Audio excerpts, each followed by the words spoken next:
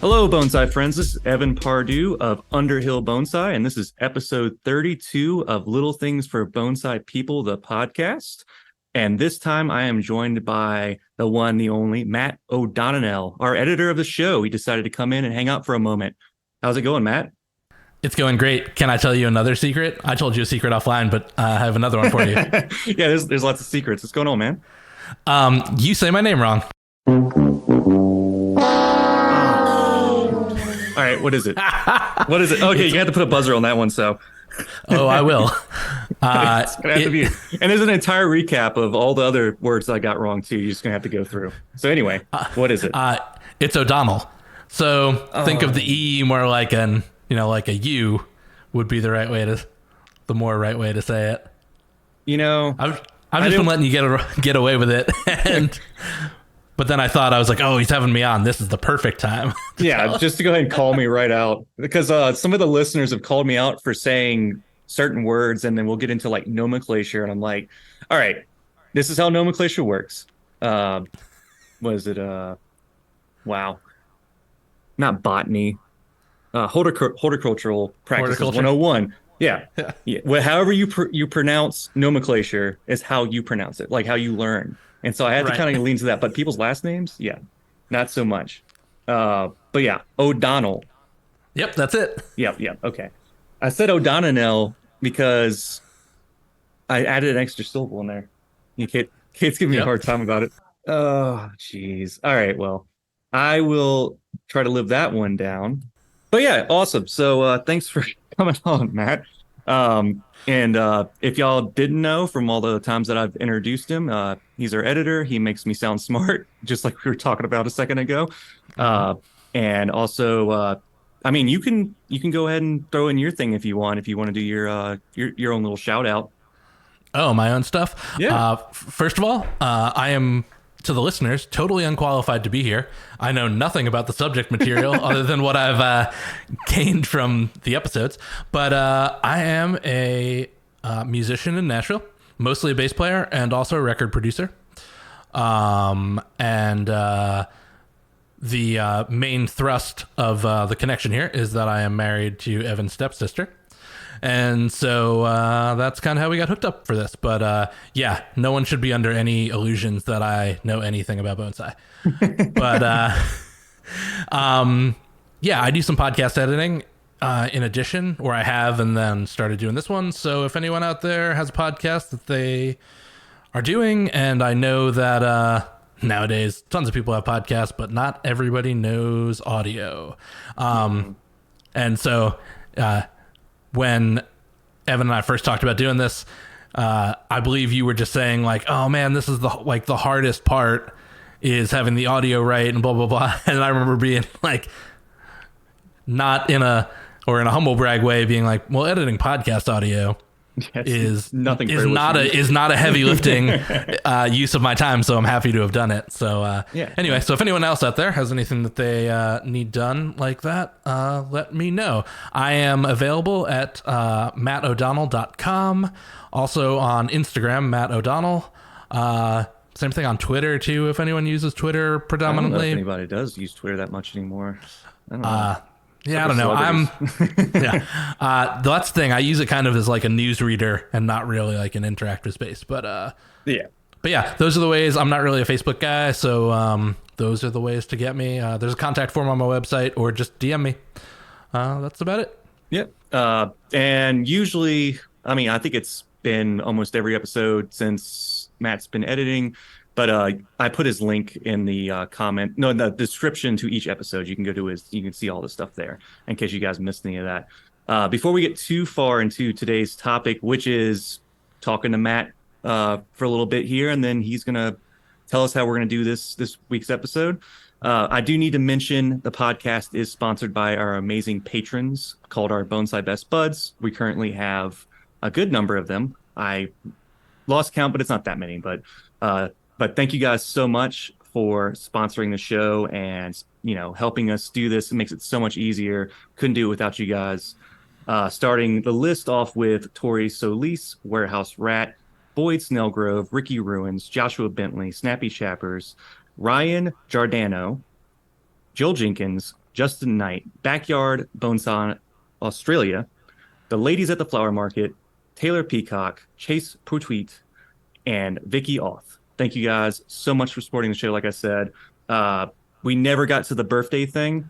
I never got people's birthdays down. I should start doing that.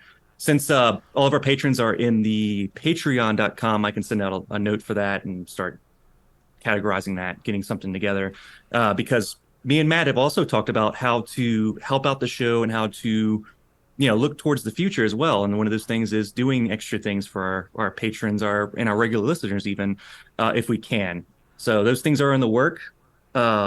So, and a couple of things to mention too is that the Discord for the Bonsai Best Buds is active. I see that the vast majority of our Best Buds have entered the Discord. Have you entered the Discord, Matt? I haven't, because you haven't told me what it is yet. Oh, okay. Well, I will have to send you the link then. So, but yeah, I will go in there and put Matt in there as well. I know Carmen got in there recently. But yeah, we'll be looking for stuff in the Discord. Like I had mentioned in earlier episodes, if you guys have critiques, listener questions, it makes it so much easier for me to access those things much quicker. You guys can talk to me, ask me any questions you want. And Carmen, Mike is a pretty busy dude, so I haven't got him in there yet, but he should be in there pretty soon.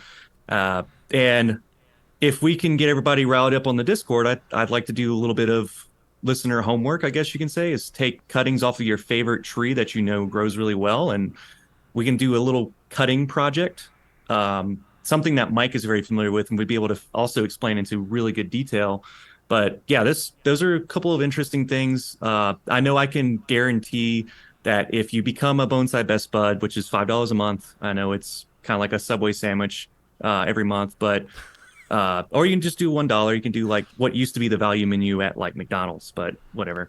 So, but if you go into our Discord and you throw a tree in there, we'll critique it. We'll tell you how to make it better, and I can even do some one-on-ones, just talking to people about their trees and general guidelines of how to take care of them and how to move your tree forward. It could be a really good opportunity for that.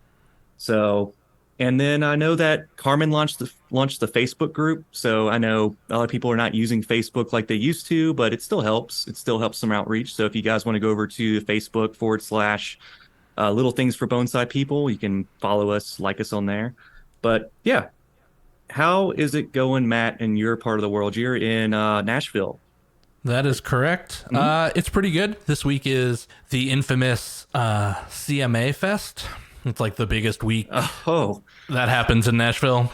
Yeah. And, they do like 4 or 5 nights of shows at the Titan Stadium and 5 or 6 other stages. It's pandemonium. This year, I don't have any shows for CMA Fest, which, if I'm being totally honest, in a space that no other musicians are going to hear, is a huge relief. Because having to go downtown and deal with that, even if you're, playing, is a nightmare. Parking is just a whole thing. Last year, I had to play, one of the 2 shows I did was at the Ryman Auditorium, and we still had to park like normal people because there's no parking for that. And especially it was a Grand Ole Opry thing, and so there's like 4 or 5 bands, so they definitely don't have parking for that number of people, and that was just a whole thing. But yeah, that's what's going on. It's starting to get warmer. Summer's going to be busier. All the fun stuff. And my wife and I are getting into our house, getting really settled, and I'm looking forward to. I think the last thing that has to happen is this studio space has to get some acoustic panels and things. So there's still plenty to kind of get done. Mm-hmm. And yeah, like you had just mentioned, y'all got into a new house. Our listeners not really familiar with much of what's going on, but you guys have been living in an apartment for a good while. Well, we were living in a house. We were renting a house. Oh, it was like, for rent house. Okay. Yeah. Yeah. And for y'all that, nobody knows, we've never really mentioned, but my stepsister, Amanda, Matt's wife, she is a professional cook. That's right. Yeah. And she serves a good bit of people over there in the greater Nashville area. Yeah. We're up to like something like 30 families a week or whatever, which is... Oh my God. Yeah. Great. Yeah. That's more than I can imagine cooking for. Jeez. Yeah. But, we just built out, last week was the first week we converted the garage into a commercial kitchen space, and So now is the first time that she gets to have 2 stoves instead of 1. And so productivity should be up and things like that. And it's by far the best like layout that we've had. Instead of renting random spaces to be kitchens, like we really got to, sit down and take some time to figure out how this was going to be laid out well. It's so insane. Like I can barely even run one stove by myself. Like, but yeah, more power to her. I mean, she does an amazing job. Yeah, we depend on people like you. The people who can't run a stove on their own are the people there you go. that we need.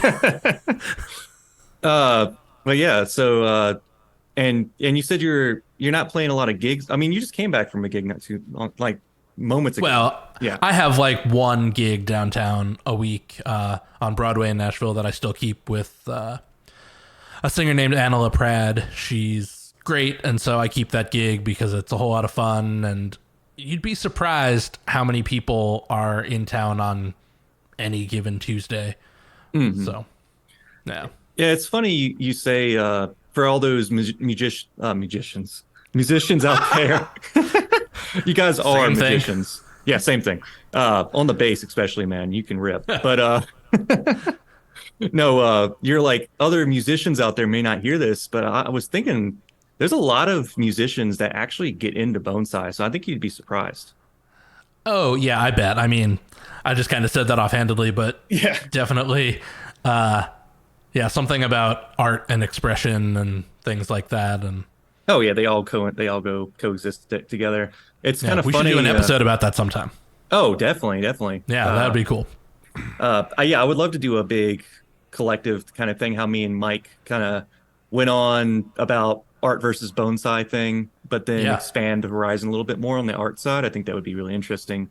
It's funny to say that musicians get into bonsai as well. I've actually met quite a few tattoo artists as well. That seems to be another facet of people that are connected to it. I say a lot, but I know of a good bit of people that are not only interested in tattoo culture, but also tattoo artists as well. So, that's interesting. I mean, I guess that makes sense. Mm-hmm. But where there's some sense to be made of that, but that just sounds kind of random.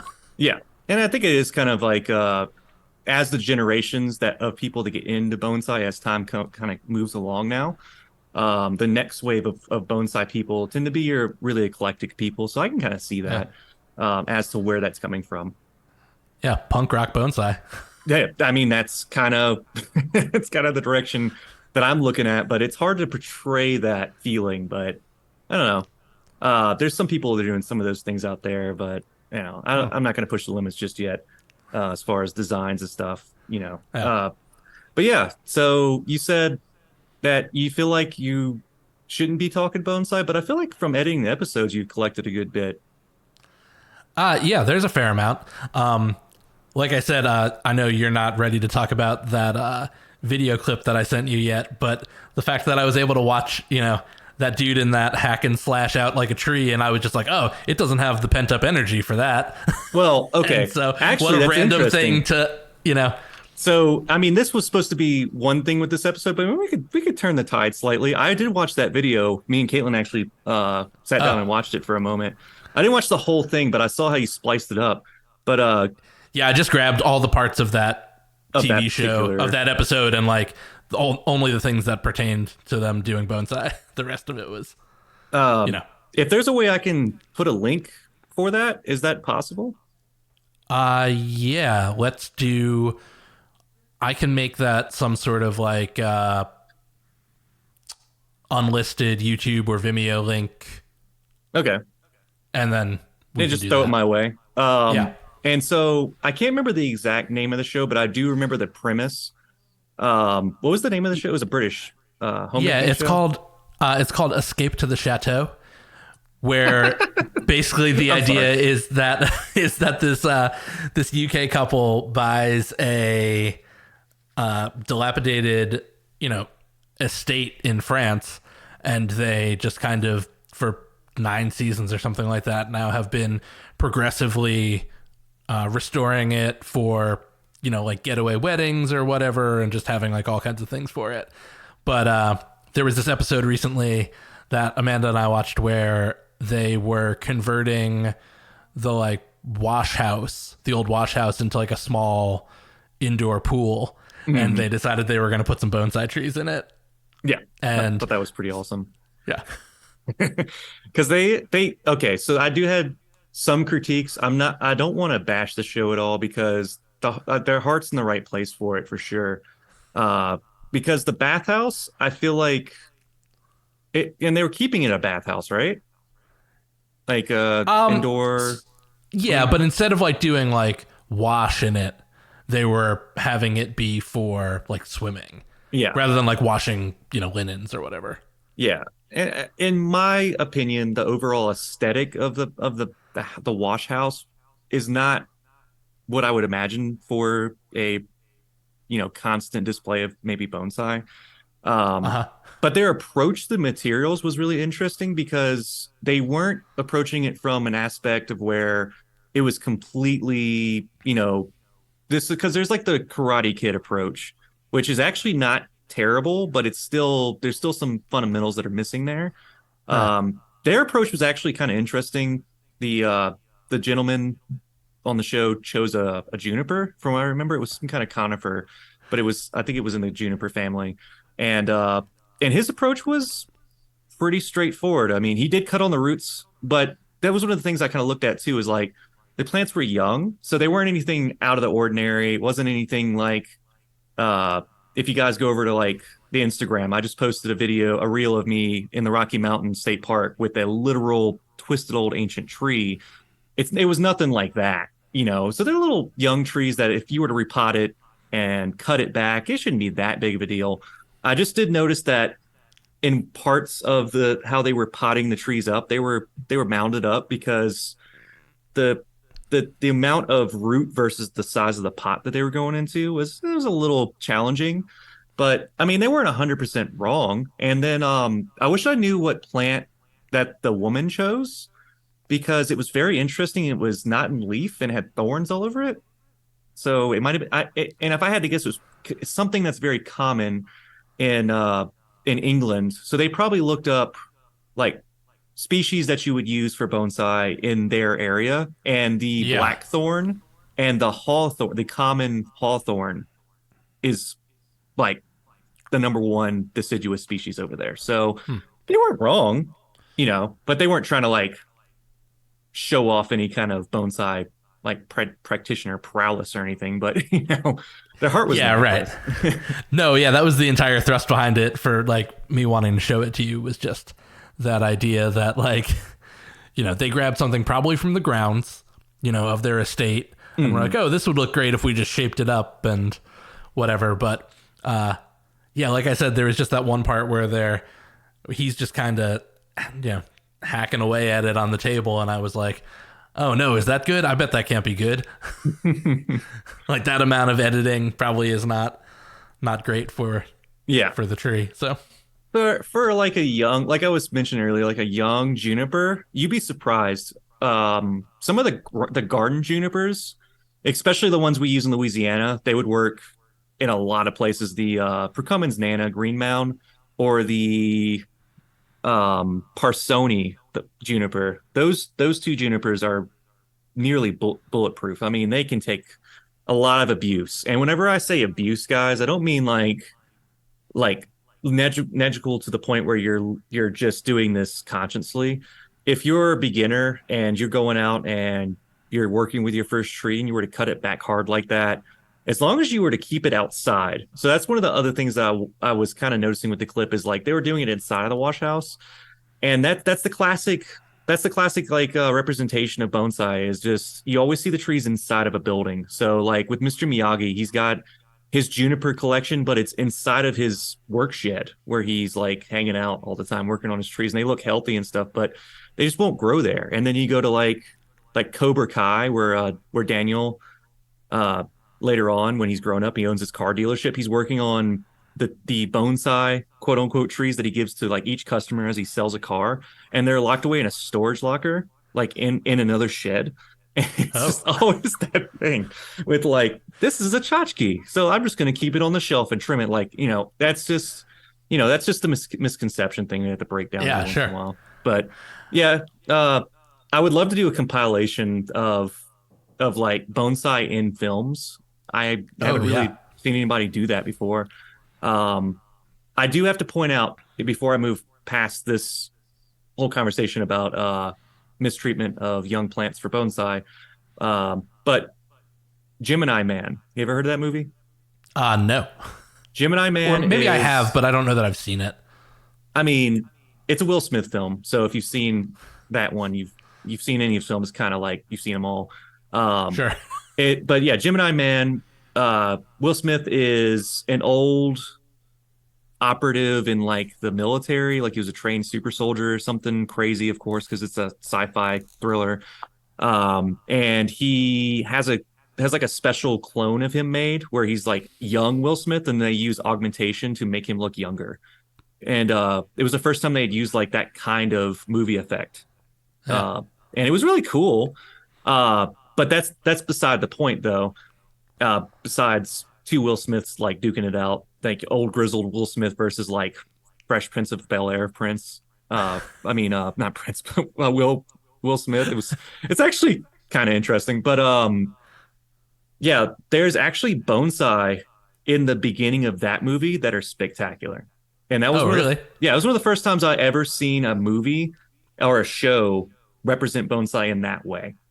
So yeah, if listeners are interested, I might have to just sit down one day and just kind of categorize like this movie at this time signature and this movie at this time signature and give like an opinion on them. That would be kind of funny. Yeah. I'm glad we brought that up. Just like talking around in a circle, but that's actually one of the things that we try to do here with the shows. Make it a little bit more free form banter. You don't want to be too singular with the topics. But yeah, one of the things I wanted to kind of go over for a second, I know we talked about the show, just for a point of reference, for the Bonsai show. I am currently in Denver. If anyone's interested, I'm sitting in a hotel right now.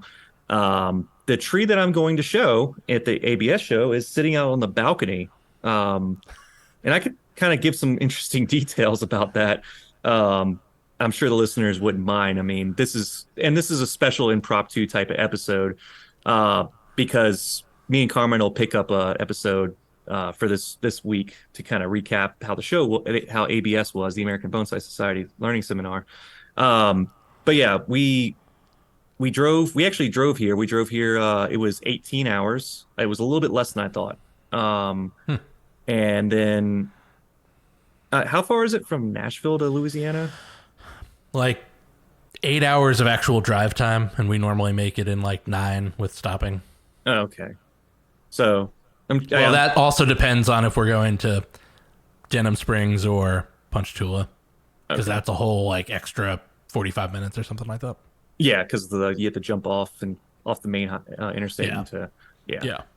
But yeah, so 18 hours up here, and I was under the assumption that it was going to be dry and hot here because it's June. We get here and it is 50 degrees. It feels great outside, and it really hasn't gotten above 60. And they had a weird. I was talking to somebody local here, was telling us that this is the first time in like 150 years that they've gotten this much rain this time of the year. Um, Hmm. and it's kept the temperatures really low, so it's actually been pretty comfortable for us and the tree. I was a little anxious because we eventually got here, and I was like, oh, I got to get this tree somewhere. And and I think kind of talking about traveling with a bonsai, especially one you can't just like fit on your lap, because that was one of the things that wish we could have done. I wish I would have submitted a smaller tree. It could have been like a carry-on. I could have jumped on a plane with it easily, but I had to be a doofus and submit a really big tree. Yeah. How Um, big is that tree? Amanda and I were looking at it the other night, and I couldn't like eyeball necessarily how big it was. it's the box that we built to put it in the back of the pickup truck that we rented to drive up here. It was four Yeah. feet by 4 feet. Okay, cool. So I was about right. So it's probably Yeah. about 3 feet, like between like It's three it's and like 3.5 three feet. and a half tall. Yeah, that's what go me. I figured that was about right. You're kind of using your scale to the back of Yeah. the truck, and yeah. Yep. Yeah, it's not a small tree, but it's the style that it's in makes it really wide, unfortunately. Yeah. So I just went ahead and just built a box, put it in the back of the truck, secured it. Fortunately, it's a water elm, so I can put it in a standing bucket of water like it's in right now. I'm looking at it now, and I have in my accent plant is you guys can go refer to my Facebook page. You can see the accent that I made. It's pitcher plants, Venus flytrap, and sundews, and they love being drenched in water too. So it's just been kind of win-win for these guys. I did get a little bit nervous about the cool weather because it was like approaching 100 degrees in Louisiana, and we got here and it's 50 degrees for the past 3 days on this tree. So my anxiety was just like it was going to go into like a premature kind of fall kind of tinge a little bit, but I was wrong. It's grown like a couple of 3-inch shoots on it, so everything is well. Hmm. So, uh, but yeah, and then we're approaching the show, and I'll just go up to the Denver Botanical Gardens and get it presented there. So it's been a really fun trip, especially oh dude, I don't know have you explored the Rocky Mountains yet, Matt? I've been over there a bunch for touring purposes, which means, usually I can get out in the morning and early afternoon before sound check or whatever on tour days or whatever. So not like a hardcore exploration, but yeah, I've been out there a bunch. I do really like that area of the country a lot. Yeah. We're in Denver, and so we actually started our initial stop in Colorado was in is that Springs?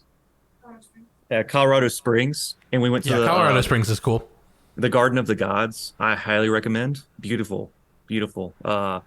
Very interesting natural rock formations just popped up out of the ground that Hmm. somebody discovered and was like, "This is going to be a great spot for a beer garden one day." And it was kind of funny because the guy said that initially and then kind of like talked it over with other people in the area, and then he ended up donating it to Colorado Springs as like a public park, and it should always be free, and he wants it to be where you never have to pay to view that because it's so beautiful. Yeah, that's um great. yeah, I highly recommend it with you guys, and there's probably some people, and I know a couple of our listeners, some of our bonsai buds actually are in the Colorado area. So they know, but anyone else traveling for out, yeah, it's a great area.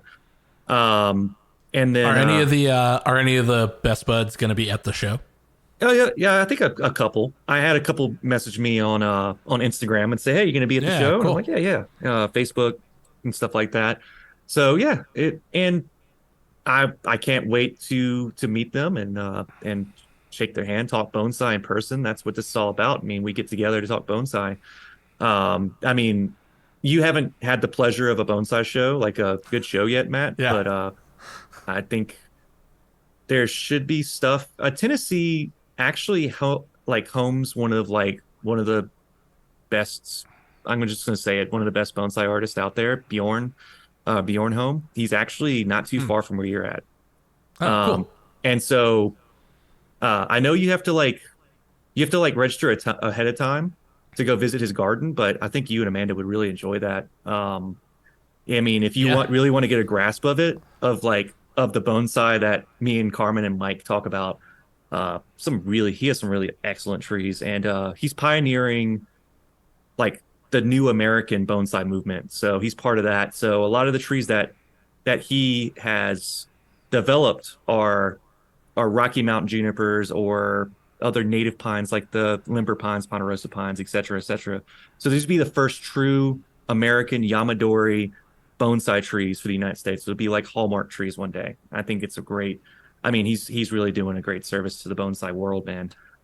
So yeah, shout out to Uh, Bjorn. Go check out his stuff. I mean, if you're listening to my podcast, you know who Bjorn is. I don't have to say anything for that guy. But yeah, uh, but yeah, it's anyway. So yeah, when you get a bunch of people get together at a convention or like a bonsai show, it really shows what it really is all about. So yeah, like I said, I can't wait to meet uh any of the listeners that might be there. Keep an eye out for things, and if you're in the Discord and you know of shows nearby, or you guys want to talk bonsai on a different aspect, because I know me and Mike have talked about it, but there's prospects for doing like Zoom call one-on-ones or even group calls for bonsai clubs. That could be a possibility. So if you guys are interested in that, just let us know. But yeah, uh, so we talked about earlier how we were going to handle like a short shorter version of the episode. It seems like I'm running it a little longer, just kind of going on and on. But that's what we do podcasts for. So what do you have put together for us for this particular episode, Matt? Yeah, cool. So the thing that I wanted to do was start figuring out about a month ago or so what we would do when there was like a week that there really wasn't going to be an episode, which now we've pretty much done an episode. But something that I've noticed from other podcasts is taking some like related material from various episodes in the archive and putting them together to create sort of like an omnibus of that thing. And in my limited knowledge of bonsai, I definitely think there's a lot of ground for taking stuff that you guys have talked about and finding ways to present it again, because I know from things that I'm a total nerd about, there's never any harm in like going back and like getting back into something again and sort of whittling that down and sanding that knowledge into something smooth. So I thought a cool thing to do would be to take some of the archived bonsai word of the weeks or words of the week. Yep. There you go. Sorry, I had an Evan moment there for a minute. Oh, man. Don't even. But yeah, some words of the week, and just kind of put those segments together. And hopefully for the listeners, this can help build that vocabulary up. And yeah. Yeah. It's cool to have a back catalog. This is what I was hoping to have for the show, too, is just like a reference, a point of reference.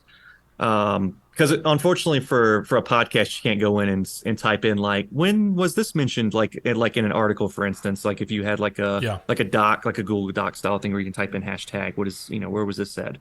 So yeah, this is a great thing to kind of go back, like Matt said, just recap your knowledge. And I mean, there's even some words that I even forgot about talking about, but going back and hearing them again would be great for everyone. So yeah, thanks for putting this together, Matt, and hope you guys enjoy the little omnibus of bonsai words of the week.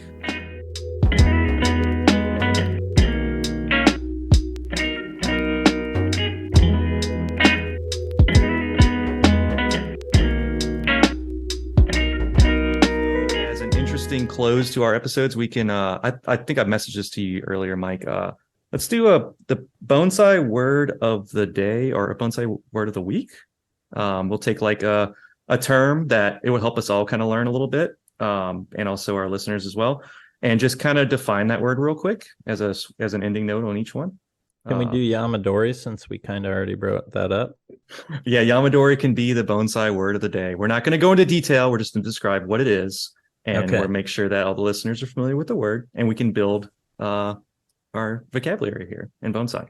So Yamadori, who wants to define that word? Not Sorry, I'm still Googling myself. No. Yeah, I'm just boring. I'm just Carmen. No, no. Great information, Carmen. Boring as ever. No, just joking. So Yamadori, to me, I will go ahead. Of course, I got to be verbose and I got to like give it this big old thing. Yeah.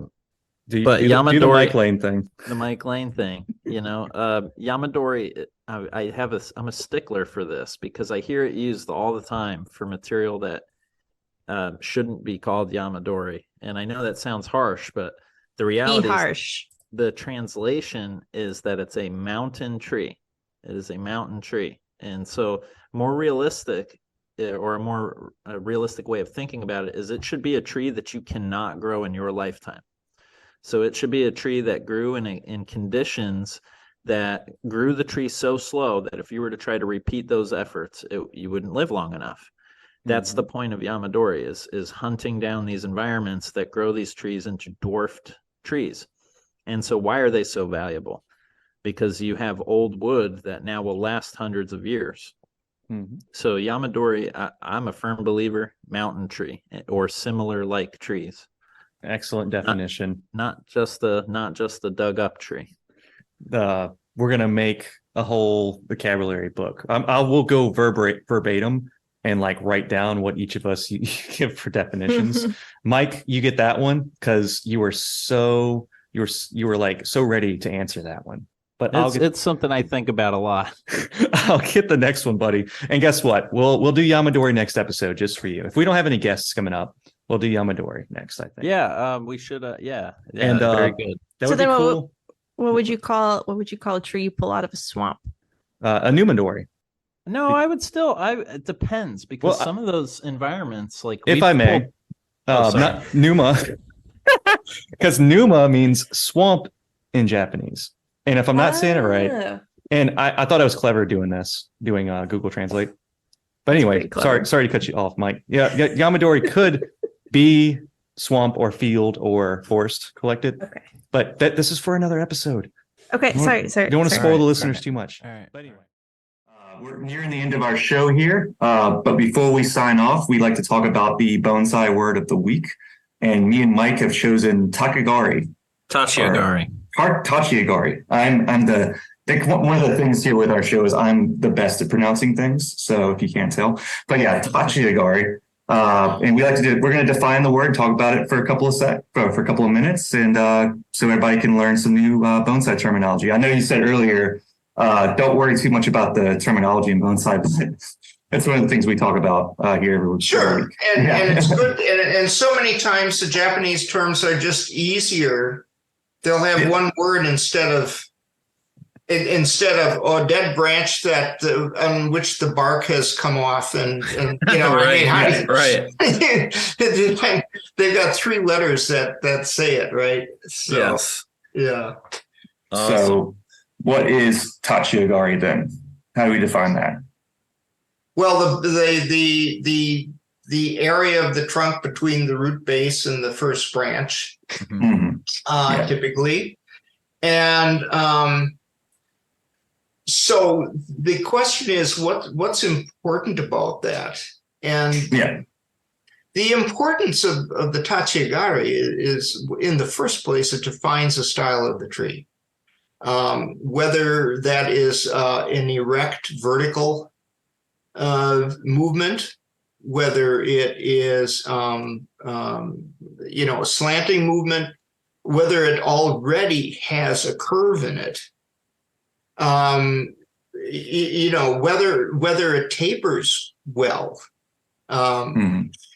So that distance is really, to me, it's what defines the style of the tree. As soon as if you're picking out a piece of material or whatever, if there's something in the ground and you're collecting, very possibly you don't see the rootage because there's a layer of duff or organic matter or debris or something on the ground around it. If you're in a nursery, it's in a pot and there's stuff around. You don't really see the root base at first. The first thing that you see is that trunk as it emerges from the earth until the branch structure begins, right? And so that's where you start. That's where you say, oh, I think I can use that. Or that looks interesting. I think this bears further inspection. Yeah. So, and in terms of if you're judging an exhibit, for instance, the length of the Tachiagari has a lot to do with the balance of the tree. So for instance, balance has a lot of different characteristics, right? So one thing can be horizontal balance. We're balancing from left to right. Balance in Japanese, in the Japanese professionals, when you talk about balance, you're almost always talking about areas of density and whether they balance. But there's also balance between the bottom of the tree and the top of the tree. And so if the Tachiagari, let's say, is too tall, and you end up having one half trunk and one half crown, sometimes that throws your proportion off a little bit. It can throw your balance off a little bit. So not only the thickness is related to age, the direction is related to the style of the tree, the length of it is related to balance of the tree. So in other words, that one piece, that one area is sort of what you focus on first. Yeah. Learning about the Tachigari is something that has changed my perspective on approaching material to begin design on everything that I look at now. So I'm really glad that I had learned that word earlier on. But yeah, it definitely helps. But Well, but yeah. yeah, that was a lot of fun.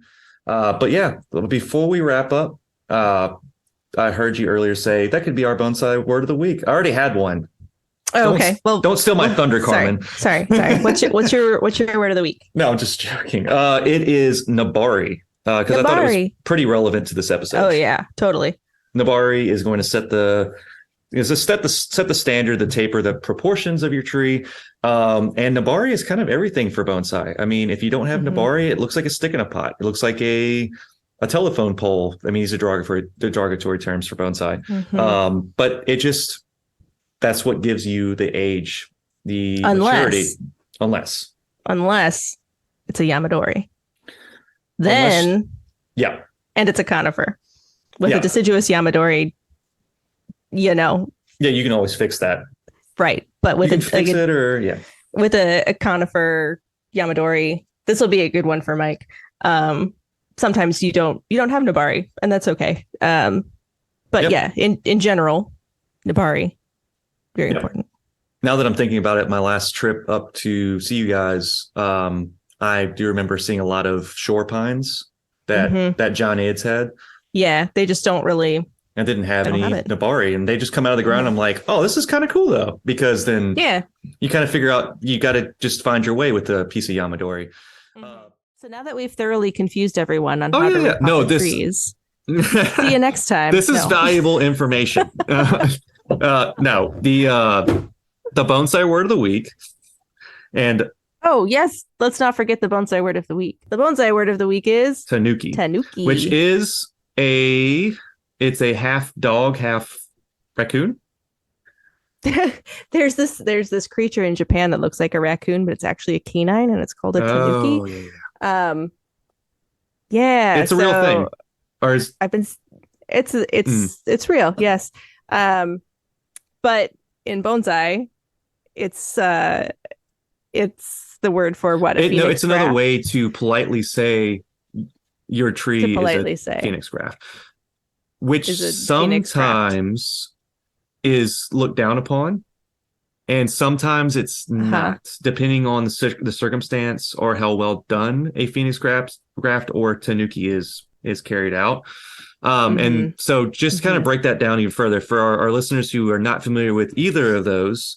So you take a piece of deadwood that you think would be a charming bonsai that would have like a driftwood style or a shari, lots of shari. And then you take something like a juniper or a pine. I've seen it done with elms and stuff like that as well. And they'll either cut a channel into the deadwood or into the driftwood, or they'll meticulously position the other plant in a way to where it appears that deadwood or driftwood was part of the tree initially during styling, development, collection. And tanuki is a trickster in Japanese folklore. So that's why it's called that, because the creator of a tanuki is trying to fool the viewer into thinking this tree is ancient. And in fact, it was an old piece of driftwood or deadwood that they had found, and they introduced a younger plant to build branch structure and canopy onto it. And that's what I was saying, like sometimes it's looked down upon, but if you want to create your own tanukis, it's your I've seen really good ones and I've seen really bad ones. One thing we need to say though, even if it might be considered a bad one, it's still your bonsai garden. It's still your bonsai practice. So create one if you like, experiment all you like. But yeah, if it's very clear, then it's not really fooling anyone. But I don't want to be mean about it. But no, I have seen some tanukis and been like, wow, I wouldn't even known if you told me. So yeah. Thank you, Bonsai Word of the Week, for confusing everyone yet again. And also we've been doing good. So we barely have enough time for our Bonsai Word of the Week. Oh yeah, what is that? So it's gonna be what is it? Everyone's like the Pee-wee's Playhouse, all the furniture is gonna jump up and scream. Shari Miki. You know what that is? Miki. Shari Miki. No, I just know Shari. So based off of what you know what Shari is, what do you think the Miki is? I have no idea. It means driftwood. Oh. So driftwood styles is kind of what that's kind of aimed towards. Oh. So Okay. junipers that have a very, very obvious concentration or feature of the bonsai is the deadwood style of the tree. It would be a driftwood style bonsai, where the deadwood quality is over the top. It has lots of dramatic movement, or it has a lot of feeling in the way that the driftwood is presented, and it's a main feature of the tree, where the foliage is really just kind of framing in that deadwood. I feel like Kimura like immediately comes to my mind with some of those junipers. Yeah. Kimura is kind of like the king of crazy, jagged looking just pieces of deadwood that just come out very, very long, but then your foliage just kind of feels like it's trying to hold everything together. There's so much energy. The tree obviously has suffered the trauma, and now we're finding a new beginning Mm-hmm. for this tree and its foliage. I think it's a very poetic way to look at these old bonsai with a lot of awesome deadwood.